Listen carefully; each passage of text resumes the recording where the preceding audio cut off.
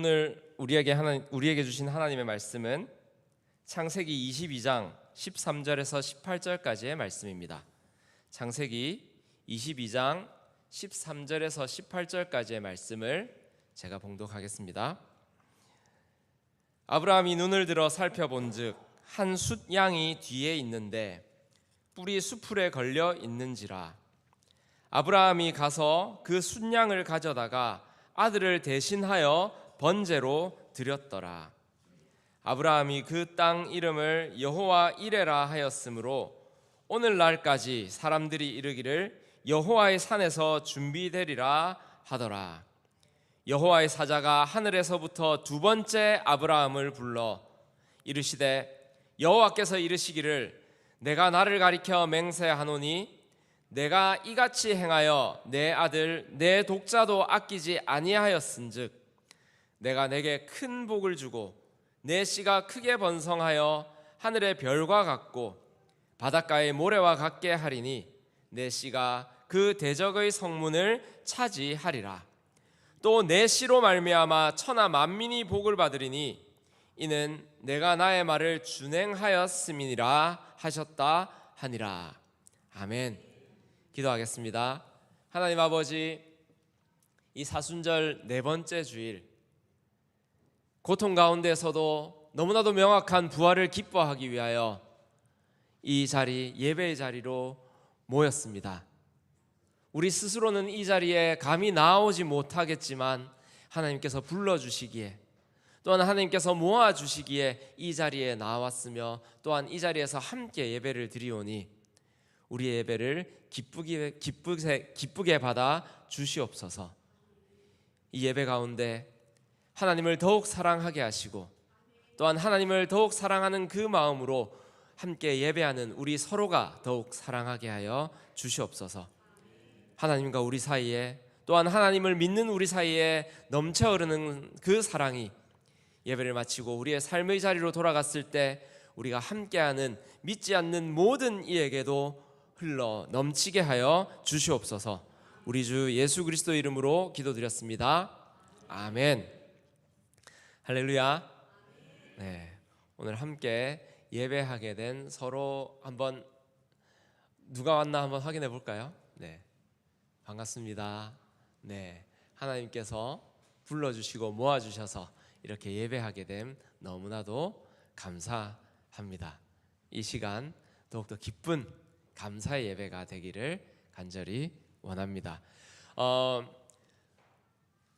이제 3월이 들어서는 우리가 언약, 약속에 대한 말씀을 계속 듣고 있습니다. 하나님께서 창조하시고 그 창조하신 모든 피조물을 그냥 내버려 두시지 아니하시고 지금까지 보존하고 계시는데, 그럼에도 우리는 계속해서 죄를 짓고 있습니다.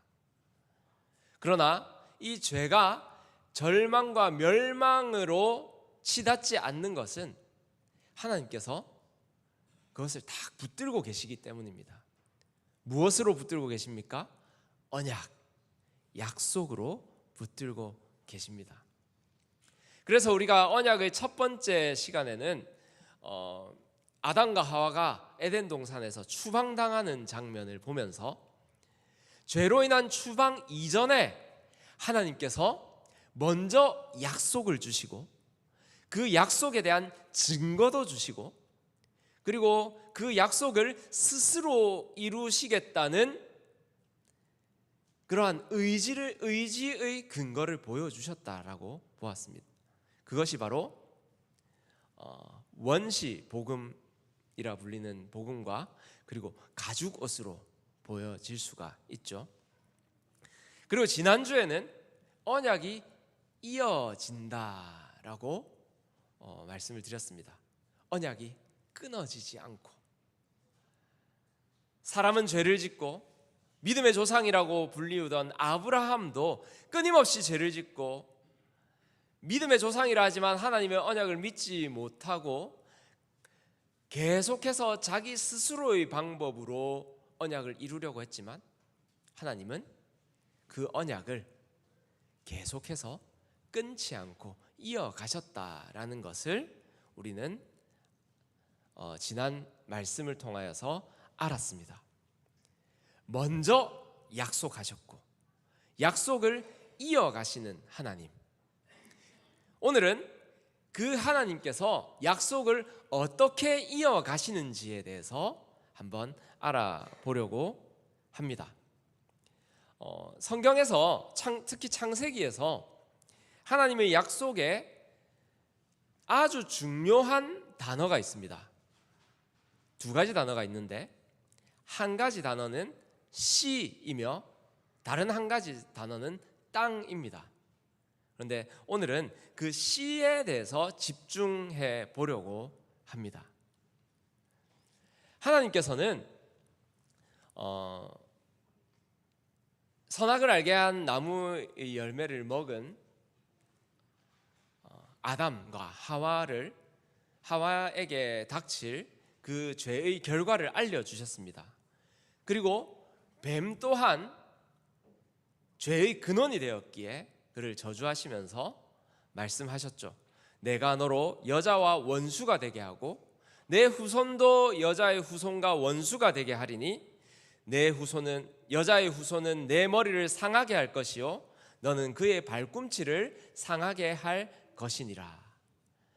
여기서 후손은 다른 말로 씨입니다.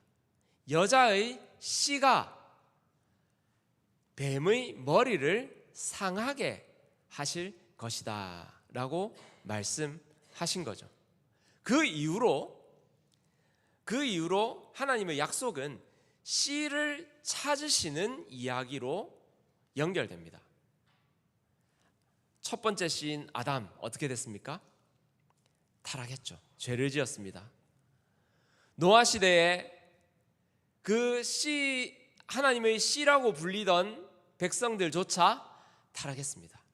그래서 하나님께서는 그 모든 타락으로 인하여서 이 세상이 완전한 죽음 가운데 이른 것을 보시고 그 땅을 깨끗하게 하셨습니다. 그 자리에서 노아와 노아의 가족들이 살아남았죠. 어떻게 보면은 노아가 하나님의 씨다 할 수 있겠습니다. 그러나 그 후손들은 어떻게 되었습니까? 그 후손들 또한 타락했습니다. 가장 큰 타락의 모습은 바벨탑입니다.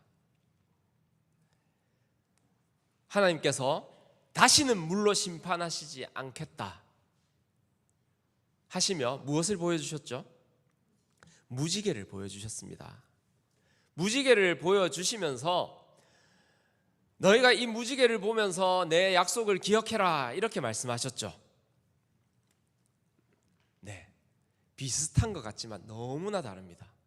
무지개를 보여주시면서 하늘에 이 무지개가 떠오를 때에 내가 이 약속을 기억하겠다라고 말씀하셨어요.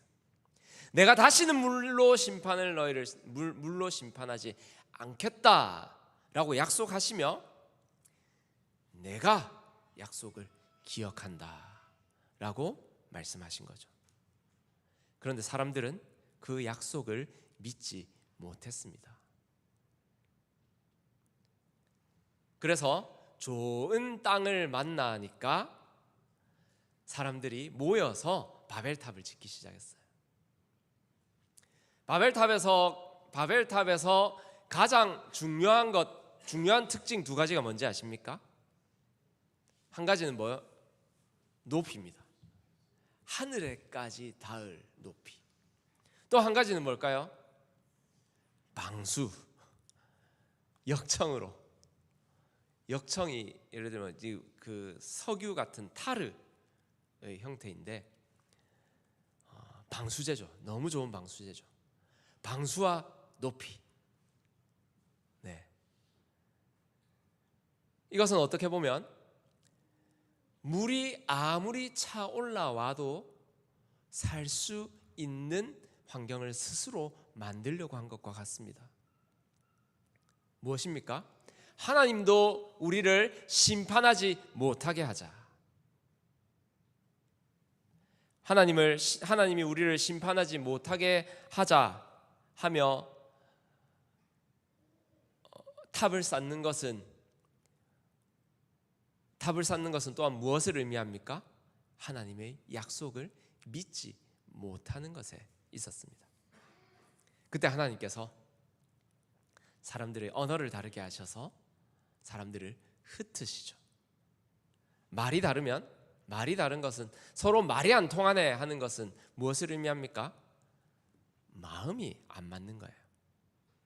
마음을 안 맞게, 말을 다르게 하시고 마음을 안 맞게 하셔서 서로 흩으셨습니다. 그리고 하나님께서 그 이후에도 계속해서 이어지는 타락 가운데 누구를 부르셨습니까? 아브라함을 부르셨습니다.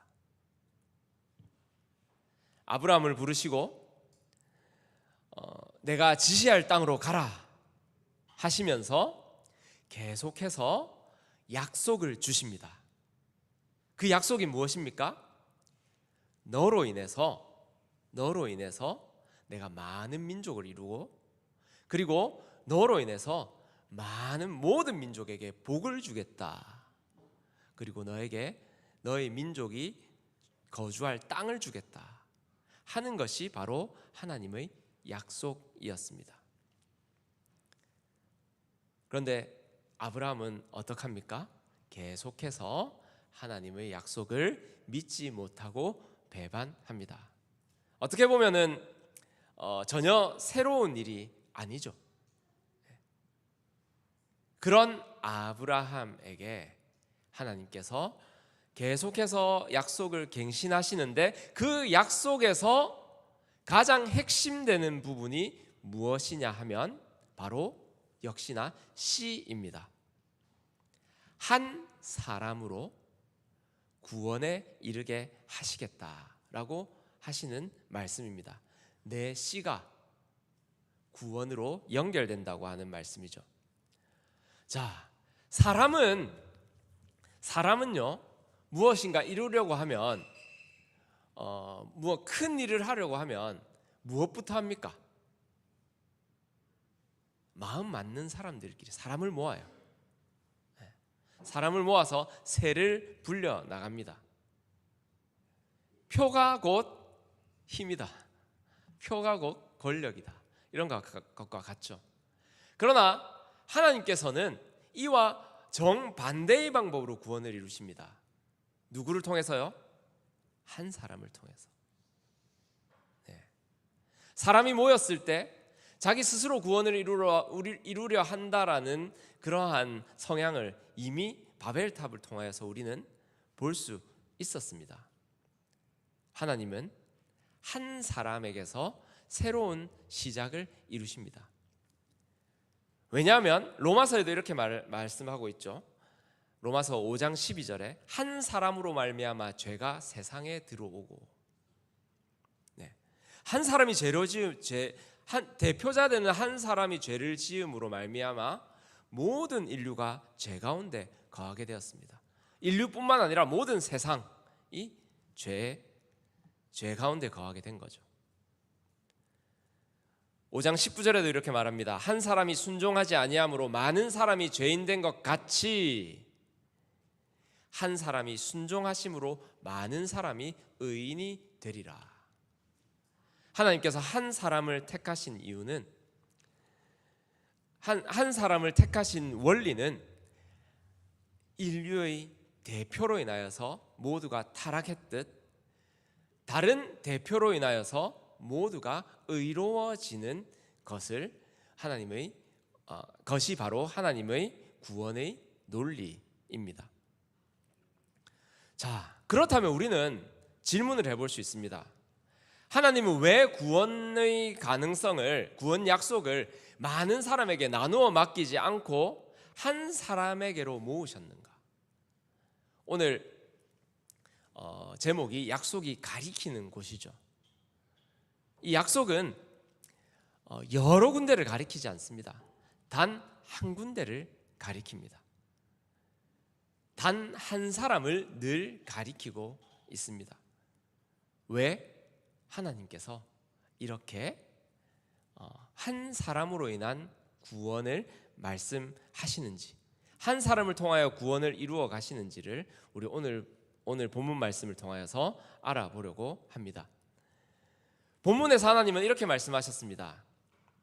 내 씨로 말미암아 천하 만민이 복을 받으리라.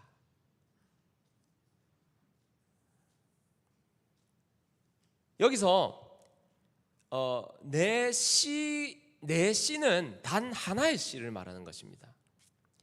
모든 많은 씨들을 말하는 것이 아니라 단 하나의 씨로 말미암아 모든 만민이 복을 받으리라 하셨는데, 이것이 무슨 말씀인지를 오늘 말씀을 통하여 알 수 있습니다. 오늘 22장 말씀은 아브라함이 이삭을 하나님께 바치려 했던 사건 이후에 일어나는 말씀입니다. 하나님께서 아브라함을 시험하셨죠. 이삭을 100세에 얻은 이삭을 나에게 바쳐라. 아브라함은 어떻게 했습니까? 바치러 갔어요. 이것은 우리가 생각했던 것보다 더욱 더 큰 문제입니다. 아브라함이 이삭을 하나님께 제물로 바치면 어떤 일이 일어납니까? 가장 큰 일, 가장 가까이에 일어난, 바로 직후에 일어날 일이 뭐가 있습니까? 뭐가 있을까요? 아주 큰 일이 일어나는데 사라한테 혼나겠죠. 네, 사라한테 말도 안 하고 데려와가지고 그 아끼는 아들을 데리고 나가지고, 네, 이거 정말 큰 일입니다. 네.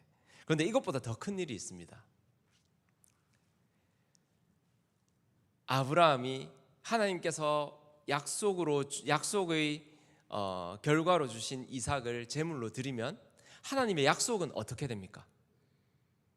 하나님의 약속은 이루어질 수가 없어요. 내 씨로 말미암아 많은 민족을 이루겠다고 하시고 씨 하나 주셨는데 그 약속이 이루어질 수 없는 거예요.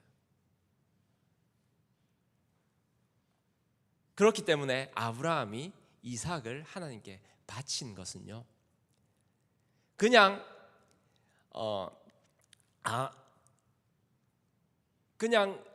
자기가 용기가 있어서 사라한테 혼날 용기가 있어서 이런 게 아닙니다. 그냥 대단하다, 믿음이 대단하다, 하나님을 믿는 믿음이 대단하다라고 넘어갈 일이 아닙니다. 이것은 하나님을 믿는 믿음 중에서도 무엇을 향한 믿음이냐면 하나님께서 약속을 어떠한 상황에서도 이루신다는 믿음입니다. 혹자는 이렇게 말합니다. 아브라함이 믿었던 것은 부활의 믿음이었다. 그렇죠? 하나님께서 씨로 주신 이삭을 죽이라고 하시면 지금 이제 이 상황에서 하나님의 약속을 이룰 수 있는 단 하나의 방법은 이삭이 살아나는 수밖에 없습니다. 아브라함의 믿음이 바로 그러한 믿음이었던 것입니다. 그렇기에 아브라함이 이삭을 제물로 바치려고 한 것은 이삭을 포기한 것이 아니었습니다. 하나님께서 그 어떤 상황에도 하나님의 약속을 이루실 것이라는 것을 믿었기 때문에 그 약속이 반드시 이루어질 것, 다시는 누구도 빼앗아 가지 못할 씨를 가질 수 있다라는 그러한 믿음 때문에 포기한 것이 아니라 더욱더 굳게 잡기 위하여 이삭을 바친 것이죠. 그때 하나님께서 이삭을 제물로 바치려고 하는 아브라함을 다급하게 불러 세우시면서 그를 대신할 순양을 준비해 주셔서 그 양으로 제사를 치르게 하시고 그 이후에 말씀하신 것이 바로 오늘의 말씀입니다. 오늘의 말씀 가운데 하나님께서는 세 가지 약속을 하십니다. 첫 번째, 내가 내게 큰 복을 주고 내 씨가 번성하여 하늘의 별과 같고 바닷가의 모래와 같게 하리니. 씨가 어떻게 된다고요? 엄청나게 많아지는 거예요. 이거는 그냥 단순히 인구가 늘어나는 것이 아니라 씨가 늘어난다라는 것은 하나님을 믿는 자들이, 하나님을 믿는 언약의 공동체가 커진다라는 뜻입니다. 여기서 첫 번째 넓은 의미의 씨가 나옵니다. 번성하고 늘어날 씨. 그러나 17절에는 다시 한번 씨가 언급됩니다. 내 씨가 그 대적의 성문을 차지하리라. 대적의 성문을 차지한다는 것은요, 대적과 싸워 이긴다는 말입니다. 대적에게 권세를 행한다는 말입니다. 대적을 통치한다는 말입니다. 대적의 권력의 중심을 잡는다라는 말입니다. 그러니 내 씨가 승리할 것이고 완전한 지배를 할 것이라는 말입니다. 우리의 가장 큰 대적은 무엇입니까? 우리의 가장 큰 대적, 좌에 있으면 우가 대적이고 우에 있으면 좌가 대적입니까? 이 나라에 있으면 저 나라가 대적이고 저 나라에 있으면 이 나라가 대적입니까? 그 모든 대적은 일시적일 뿐입니다. 그러나 우리의 영원한 대적이 있습니다. 그것이 바로 죄입니다. 죄가 왜 우리의 대적입니까? 또한 왜 하나님의 대적입니까? 하나님께서 사랑하시는 우리의 생명을 죽음으로 끌고 가기 때문에 대적입니다. 하나님께서 말씀하십니다. 내 씨가 그 대적의 성문을 차지하리라. 여기서의 씨는 그 앞에서 늘어나는 씨와는 다릅니다. 늘어나는 많은 씨가 어떠하든 한 씨를 선택하실 것인데 그 씨가 완전한 승리를 주실 것이라고 하나님께서 약속하십니다. 그리고 또 18절에는 이렇게 말씀하십니다. 내 씨로 말미암아 천하 만민이 복을 받으리니 이는 내가 나의 말을 준행하였음이니라. 또다시 말씀하시죠. 한 씨로 말미암아 승리할 것이고 또 한 씨로 말미암아 천하 만민이 복을 받으리라 라고 말씀하십니다. 하나님께서 택하신 씨는 지금 아브라함이 속한 그 씨족 사회 안에만 속하는 것이 아니라 이스라엘 안에만 속하는 것이 아니라 모든 만민에게로 확장되어 복을 주신다라고 하시는 것입니다. 그 씨가 무엇입니까? 첫 씨는 아담이었습니다. 그 다음 노아로 이어지고요, 아브라함도 있습니다. 이삭도 씨였고요, 야곱도 씨였고요, 다윗도 너무나도 명확하게 씨라는 것을 볼 수 있습니다. 하나님께서는 끊임없이 한 씨를 택하여서 하나님의 약속을 이루어 오셨습니다. 그러나 우리는 분명히 알아야 합니다. 그 모든 씨들이 실패했다라는 것입니다. 그러면 우리는 의문을 가집니다. 아니 하나님, 그러면은 하나님께서 씨를 선택하셨는데 다 실패하셨으면은 하나님의 약속이 실패한 것 아닙니까? 라고 말을 할 수 있습니다. 그러나 우리는 오늘의 제목대로 그 약속이 가리키는 곳을 보아야 합니다. 하나님의 약속은 추방 전, 처벌 전에 우리에게 주어졌다고 했습니다. 그리고 그 약속이 이어진다라고 했습니다. 결코 사람의 어떠한 노력으로도 하나님의 약속은 끊어지지 않는다라고 했습니다. 그러나 그 하나님의 약속은요, 그저 겨우겨우 가늘게 우리가 마치 지푸라기 붙잡듯이 겨우겨우 이어지는 것이 아닙니다. 끊어질 듯 이어지는 것이 아닙니다. 하나님의 약속은요, 점점 더 명확하게, 점점 더 확실하게 한 점을 가리킴으로 이어집니다. 한 씨, 그것이 누구인가? 성경에 들어가는 씨들을 통하여서는 성경에 드러나는 씨를 통하여서는 두 가지를 보여줍니다. 그 씨가 어떤 특성을 가지는가? 그 씨는 왕이고 그 씨는 선지자고 그 씨는 제사장입니다. 하나님의 백성을 지키고 옳고 그름을 판단하고 하나님의 백성을 보호하고 하나님의 말씀을 전하고 하나님의 말씀을 이루는 역할을 하는 것이 하나님의 씨입니다. 하나님께서 택하신 씨들은 그 특성을 분명히 보여줍니다. 그러나 반대로 어떤 것이 하나님의 씨가 아닌지도 분명히 보여줍니다. 씨의 특성을 가지고 있지만 씨의 특성이 아닌 것도 분명히 가지고 있습니다. 연약함, 부족함, 불완전함, 감정에 휘둘리고 실패하고 죄짓고 배반하고 의심하고 교만하는 그러한 특성들을 성경에 나오는 모든 씨들이 가지고 있습니다. 그래서 어떻게 됩니까? 씨에 씨를 거듭하면서 우리는 씨의 특성들을 계속 바라보고 또 씨의 특성이 아닌 것들을 제외해 나가게 됩니다. 그리고 결국 신약에 와서 분명하게 그 씨가 무엇인지를 말하게 됩니다. 오늘 이 본문을 통하여 본문을 두고 신약에서는 여러 씨라고 하지 않고 한 씨라고 말했는데 그것이 바로 예수 그리스도다라고 말씀하고 있습니다. 이 약속은 예수 그리스도로 말미암아 이루어지는 것입니다. 모든 약속들이 가리키는 모든 약속을 맺은 씨들이 가리키는 것은 무엇입니까? 예수 그리스도이십니다. 고린도후서 1장 20절에는 이렇게 말씀하고 있습니다. 하나님의 약속은 얼마든지 그리스도 안에서 예가 되니 그런즉 그로 말미암아 우리가 아멘 하여 하나님께 영광을 돌리게 되느니라.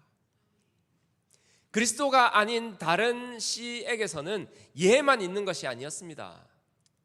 아니오도 있었습니다. 얼마든지 예가 되는 씨는 없었습니다. 하나님께서 사용하실 때 하나님께서 맡겨주신 역할만큼 예가 되었습니다. 그러나 예수 그리스도는 하나님의 약속을 얼마든지 예라고 하시는 분이었습니다. 영어로 하면 yes가 되겠죠. 예. 우리 예수 그리스도께서는 우리의 약속을 이루시는데 어느 정도 이루시냐면 우리가 얼마든지 yes 할 수 있도록 이루십니다. 그래서 그 yes를 우리는 뭐라고 표현할 수 있겠습니까? 아멘이라고 표현합니다. 그래서 예수 그리스도께 대하여 아멘 할 때에 그 아멘은 하나님께 돌리는 영광이 되는 것입니다. 성경의 모든 약속은 그리스도를 향합니다. 그리고 성경의 모든 약속은 그리스도에게로 모입니다. 그리고 성경의 모든 약속은 그리스도 안에서 완성됩니다. 사람은 실패하죠. 아담도 타락하고 노아도 타락하고 아브라함도 연약하고 실수하고 이스라엘 모든 백성들도 계속해서 불순종했습니다. 이게 어마어마한 기억을 받음에도 불구하고 불순종했습니다. 그것을 통해서 무엇을 볼 수 있겠습니까? 사람은 점점 나아져서 구원에 이를 수 있는 존재가 아니라는 것을 볼 수 있습니다. 그래서 하나님께서는 이 구원을 많은 사람을 조금씩 고치는 방법으로 이루지 아니하신 것이죠. 대신 새로운 시작, 한 사람으로 시작하십니다. 사랑하는 성도 여러분, 우리 스스로에 대해서 생각할 때 조금씩 나아져야지. 이거 저는 나쁜 생각은 아닙니다. 우리 조금씩 나아지는 것처럼 보일 수 있습니다. 그러나 우선되는 것이 있습니다. 조금씩 나아지는 것, 우리가 조금씩 노력하는 것, 애쓰는 것, 힘쓰는 것, 이거 충분히 너무나도 가치 있고 중요한 일입니다. 그러나 단 하나 우선해야 되는 게 있습니다. 바로 예수 그리스도로 인하여 완전한 구원을 얻는 것입니다. 예수 그리스도 안에 있어야 예스가 있는 것입니다. 예수 그리스도 없이 조금씩 노력해야지, 조금씩 나아져야지, 조금씩 성장해야지 하는 것은 도무지 의미가 없습니다. 그래서 하나님께서 한 사람을 택하신 것입니다. 조금씩 나아지는 것이 아니라 조금씩 나아져서 언제 다시 굴러 떨어질지 모르는 그 비탈길을 힘겹게 오르는 것이 아니라 단 한 사람으로 인해서 완전히 이룬 그 구원의 테두리 안에서 그 한 사람을 모델로 하여서 한 사람이 걸었던 그 길을 따라 걸으면서 그와 닮아가는 것, 그것이 바로 우리에게 요구하시는 구원의 여정인 것입니다. 성경의 구원은 대표가 바뀌는 방식으로 이루어집니다. 죄와 사망의 대표 누구였습니까? 아담입니다. 의와 생명의 대표 누구입니까? 예수 그리스도입니다. 죄와 사망의 대표 때문에 모든 세상이 죄와 사망 아래 거하게 되었으나 의와 생명의 대표인 예수 그리스도로 인하여서 우리 모두에게 의와 생명이 임하게 되었습니다. 그래서 우리는 구원을 향하여서 이러한 질문을 던져야 됩니다. 내가 얼마나 선하게 살고 있는가? 내가 얼마나 착하게 살고 있는가? 내가 얼마나 잘 해내고 있는가? 이것은 우리가 건질 질문이 아닙니다. 우리가 던져야 할 질문은 나는 누구 안에 있는가? 나는 누구 안에 있는가? 내가 아직도 아담 안에 있는가? 아니면 나는 그리스도 안에 있는가? 하나님께서는 우리를 점점 더 나아지게 하셔서 고쳐 쓰는 방법으로 우리를 구원하시지 아니하셨다라고 했습니다. 그러나 그렇다고 해서 우리의 모든 노력, 우리의 모든 삶이 헛되다라는 것이 아닙니다. 먼저 예수 그리스도를 우리의 대표로 삼아 주셨고, 예수 그리스도를 대표로 함으로 우리가 생명 안에, 의 안에 들어감으로 인하여서 우리의 모든 노력, 우리의 모든 행동, 우리의 모든 삶이 생명에 있어서 유효하게 되었다라는 것입니다.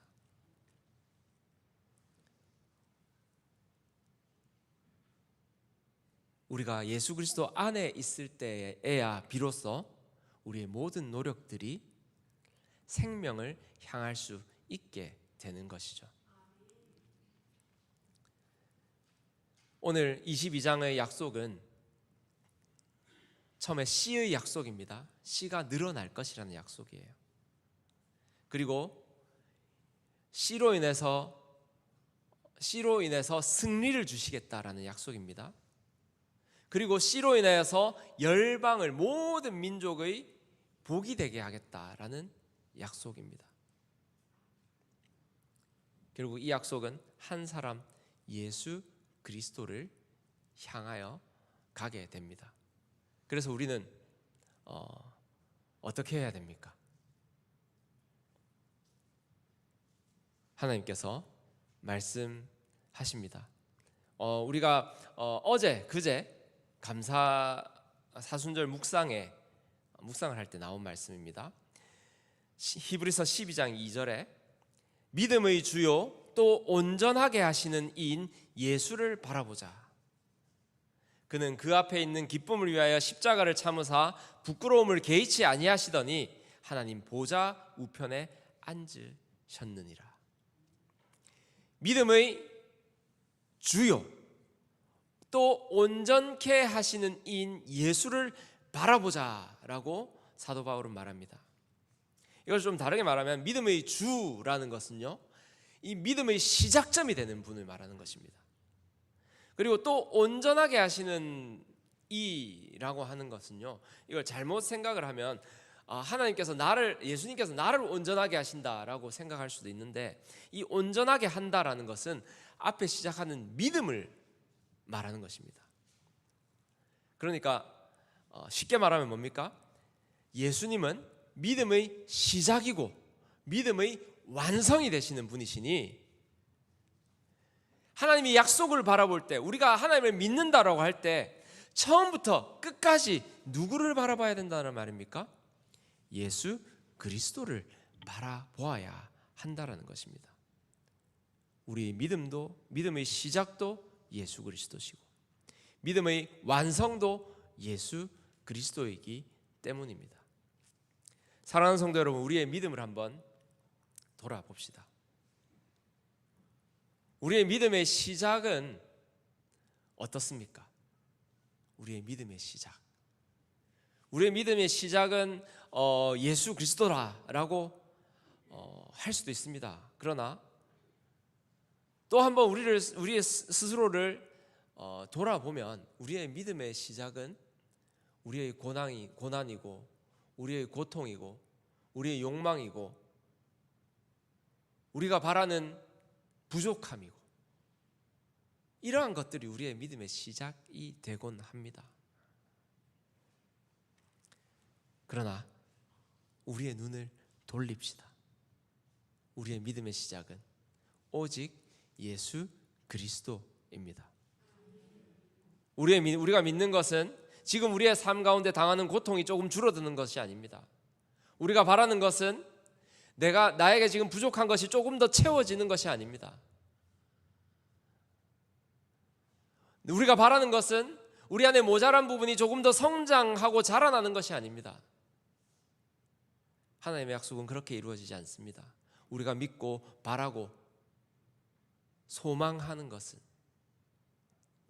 내가 의지하고 있는 것이 완전히 죽고 새로운 한 사람 예수 그리스도로 말미암아 덮어지는 것입니다. 우리의 믿음의 완성은 무엇입니까? 우리가 바라보고 있는 것은 무엇입니까? 어떠한 일이 일어나면 약속이 이루어졌구나라고 알 수 있겠습니까? 내가 바라는 소원이 이루어졌을 때입니까? 믿음의 시작과 같습니다. 내가 조금 더 성장했을 때입니까? 나의 부족함이 채워졌을 때입니까? 나의 고통이 조금 경감되었을 때입니까? 나의 기분이 조금 더 나아졌을 때입니까? 아닙니다.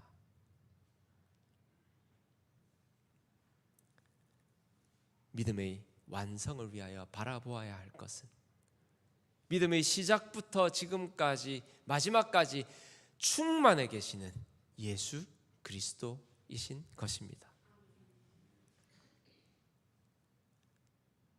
하나님께서는 우리가 얼마나 나아지는지를 구원의 조건으로 세우시지 아니하셨습니다. 반대로 우리가 도무지 나아질 수 없는 상황이라는 것을 너무나도 잘 아시기에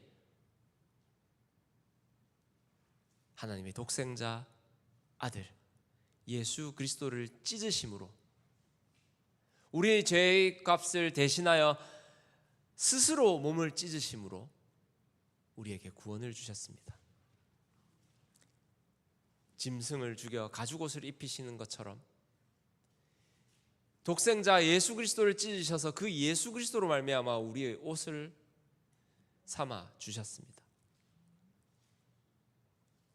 그러니 우리의 구원은 나의 지금의 모습 혹은 노력해서 변화될 나의 모습, 나의 가능성이 아니라 오로지 하나님 자신이시며 하나님께서 보내신 가장 사랑하시는 아들이신 예수 그리스도로 말미암은 것을 믿으며 믿음의 주요 온전하게 하시는 이인 예수 그리스도를 끝까지 바라보는 우리가 되기를 간절히 원합니다. 아멘. 우리 함께 찬양하죠. 주는 완전합니다. 주여 우린 연약합니다. 우린 오늘을 힘겨워합니다. 주의 뜻 이루며 살기는 부족합니다. 우린 연약합니다. 그러므로 우리는 예수 그리스도를 의지합니다. 예수 그리스도를 믿습니다. 우리 함께 우리의 마음을 드리며 하나님의 마음을 느끼며 찬양해 봅시다.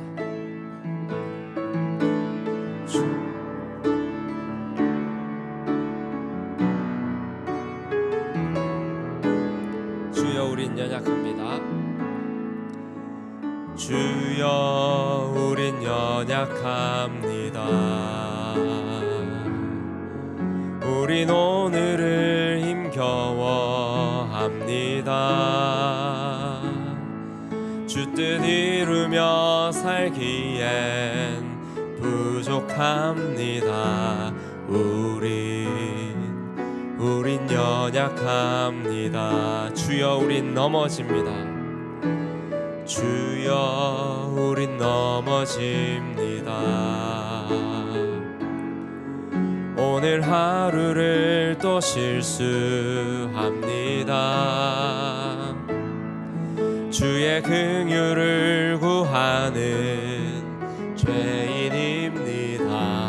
우리 주만 바라봅니다. 한없는 주님의 은혜, 한없는 주님의 은혜, 온 세상 위에 넘칩니다. 가릴 수 없는 주 영광,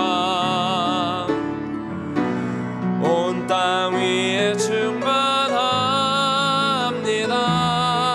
주님만 이기리오니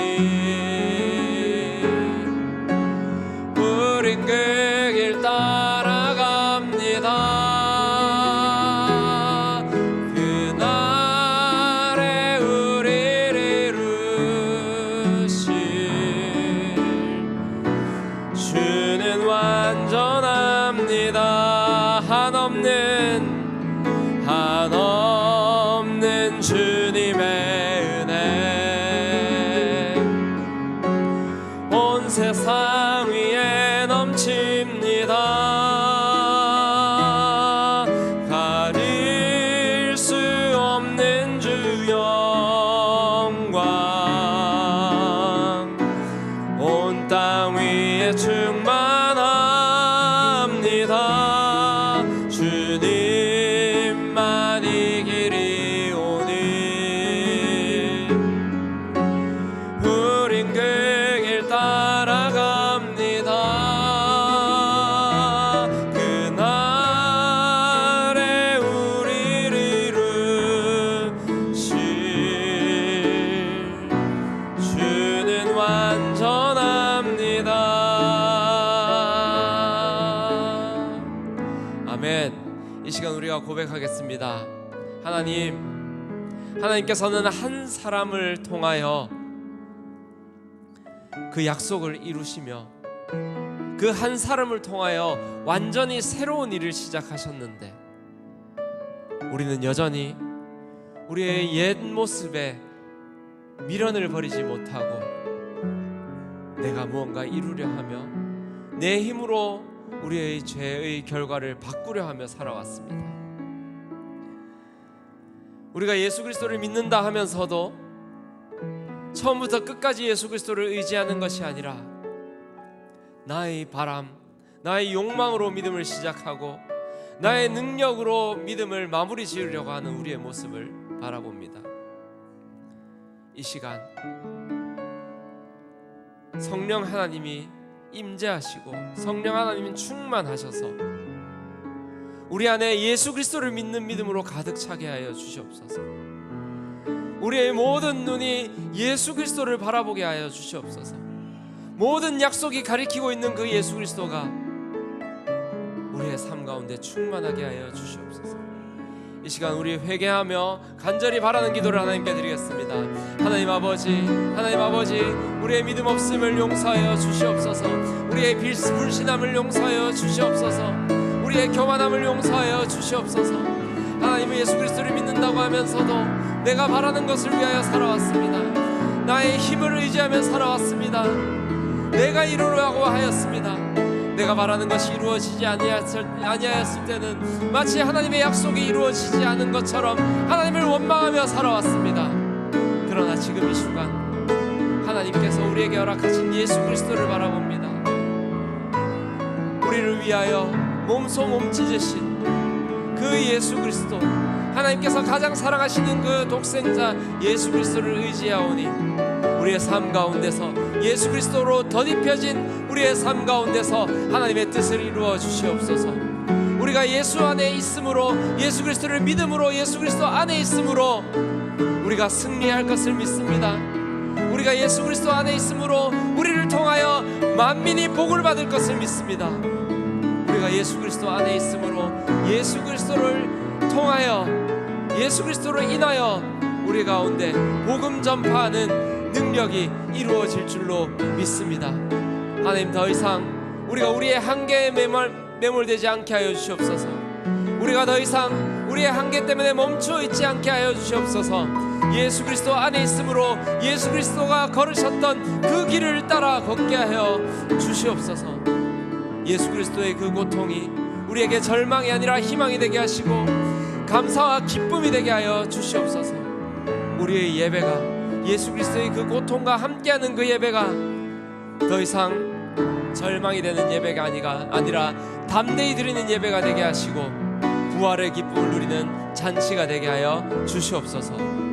우리 주 예수 그리스도의 이름으로 기도드렸습니다. 아멘. 아멘. 우리 함께 손뼉 치면서 주님 약속하신 말씀 위에서 하나님의 약속하신 것을 기뻐하며 우리 찬양하도록 하겠습니다.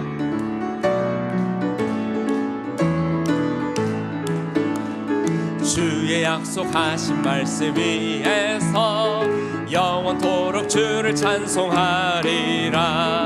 소리 높여 주께 영광 돌리며 약속 믿고 굳게 서리라. 주께 서리, 영원하신 말씀 위에 굳게 서리, 굳게 서리. 그 말씀 위에 굳게 서리라. 주님 약속하신 말씀 위에서 세상 염려 내게 엄습할 때에 용감하게 힘써 싸워 이기며 약속 믿고 굳게 서리라. 굳게 서리, 영원하신 말씀 위에 굳게 서리, 굳게 서리. 그 말씀 위에 굳게 서리라. 주님 약속하신 말씀 위에서 영원하신 주의 사랑 힘입고 성령으로 힘써 싸워 이기며 약속 믿고 굳게 서리라. 굳게 서리, 영원하신 말씀 위에 굳게 서리, 굳게 서리. 그 말씀 위에 굳게 서리라. 주님 약속하신 말씀 위에서 성령 인도하는 대로 행하며 주님 품에 항상 얻으며 약속 믿고 굳게 서리라. 굳게 서리, 영원하신 말씀 위에 굳게 서리, 굳게 서리. 그 말씀 위에 굳게 서리라. 아멘. 약속을 이어가시고 약속을 예수 그리스도로 확정하신 우리 주 하나님께 영광의 박수 올려드리겠습니다. 아멘. 아멘. 감사합니다.